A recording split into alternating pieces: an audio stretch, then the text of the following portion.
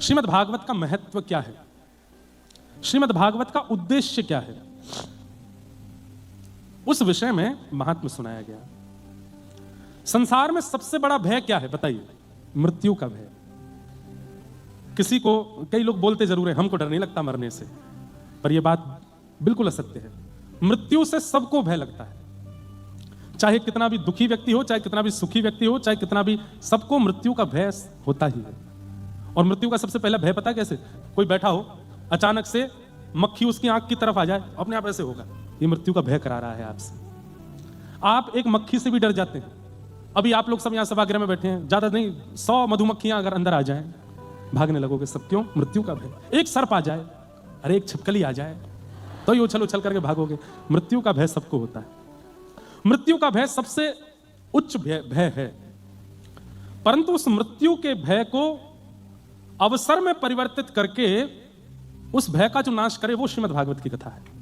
मतलब अभी आपके और मेरे मन में मृत्यु का मतलब मौत है, संसार का विनाश है, हमारे जीवन का अंत है, पर भक्त के लिए मृत्यु ये सब नहीं है। भक्त क्या सोचता है? मृत्यु क्या है? मृत्यु क्या है? मेरे प्रियतम का बुलावा है, मेरे प्रियतम के पास जाने का अवसर है। एक पद मैं कथा में गाया करता हूं, याद आ जाए तो पूरा सुनाऊंगा। हमारे भारत में एक बहुत अच्छे महापुरुष हुए श्री हनुमान प्रसाद पोद्दार जी, उनका यह पद है, भक्ति करने वाले के लिए मृत्यु क्या है? चलवा पिया के देश, चलवा पिया के देश,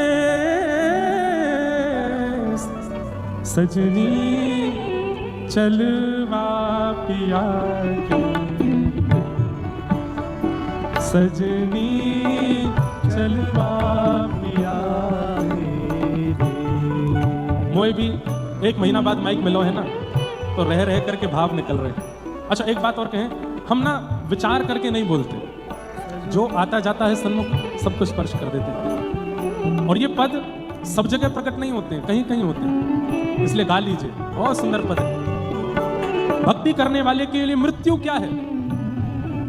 वो यही विचार करता है कि मृत्यु क्या है? मेरे प्रियतम का बुलावा है, उस दिन मैं अपने प्रियतम के देश चला जाऊंगा या चली जाऊंगी। गाइए भाव से, चलवा पिया के देश,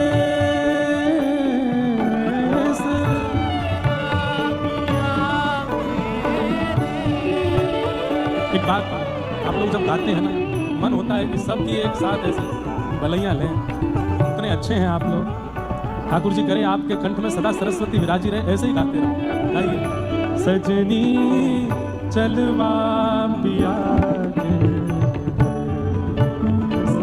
सजनी चलवा पिया। बात कहें, संसार से भय भी उसको होता है जिसको संसार की वास्तविकता नहीं पता। मृत्यु से भय उसको होता है जिसको संसार की वास्तविकता नहीं पता। ध्यान से सुनिए सब लोग, इधर देखिए।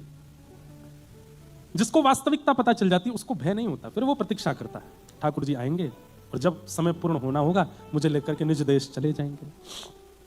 और देखो, प्राचीन भारत में भाग की जो पद्धति थी, आज मृत्यु की पद्धति भी कहीं कहीं मैच होती है। शव को भी सजाया जाता है, जैसे एक दुल्हन को सजाया जाता है। शव को भी उठाया जाता है कंधे पर, जैसे प्राचीन भारत में एक पालकी को उठाया जाता था। प्राचीन भारत में भी रोते थे लोग दुल्हन के जाने पर, आज उस शव के जाने पर भी रोते हैं। 4 कहार लेकर के उसको जाते हैं और जाकर के एक चिता रूपी विमान पर उसको बिठा देते हैं और बिठा करके अग्नि रूपी एक व्यक्ति के साथ उसको निज देश पहुंचा देते हैं, ठाकुर जी के देश। पर ठाकुर जी के देश जाएगा वही जिसने जीवन भर उस देश का चिंतन किया हो, उस देश के निवासी ठाकुर जी का चिंतन किया हो। जिसने उनका चिंतन ही नहीं किया वो थोड़ी जाएगा वहां पर। वो तो फिर पुनरपि जननम पुनरपि मरणम पुनरपि जननी जठरे शयनम आद्य गुरु शंकराचार्य जी की बात को सिद्ध करेगा। मृत्यु का भय दूर करती है भागवत, पहली बात।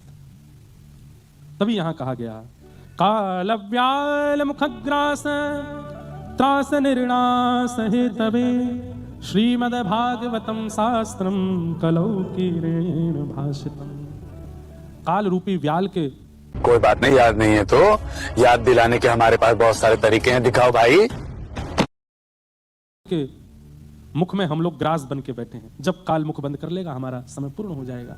पर उस काल रूपी व्याल के मुख में जब तक हम बैठे हैं तब तक सुरक्षित हैं, जब तक व्याल का मुख, व्याल मतलब सर्प, काल रूपी सर्प का मुख जब तक खुला है तब तक हम सुरक्षित हैं। तब तक क्या कर लो, वो जब तक मुख बंद करे तब तक ऐसी ऐसी क्रियाएं कर लो कि मुख बंद होने पर शरीर का नाश हो पर आत्मा सदैव